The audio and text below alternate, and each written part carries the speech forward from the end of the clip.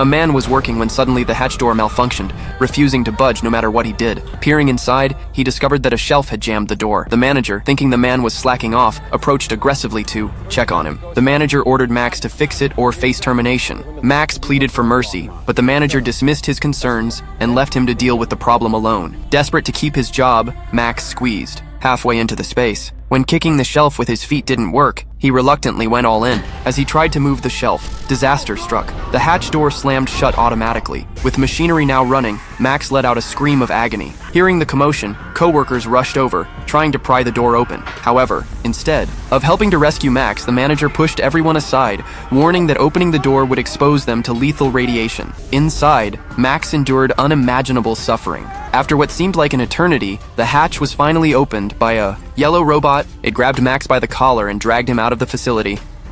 Awakening, Max asked what had happened, only for the robot to inform him that due to severe radiation exposure, his organs were failing rapidly, giving him at most 5 days to live. The CEO arrived on the scene, not to check on Max's well-being, but to scold the manager for halting production. Catching sight of the dying Max through the glass, he complained about the mess on his bedsheet and instructed the manager to get rid of Max immediately. Following orders, the robot handed Max a liability waiver from the factory. In his daze, Max signed it without question. Only then did the robot give him a bottle of powerful painkillers to ease his suffering before death. Fired and feeling utterly defeated, Max barely made it home, collapsing along the way.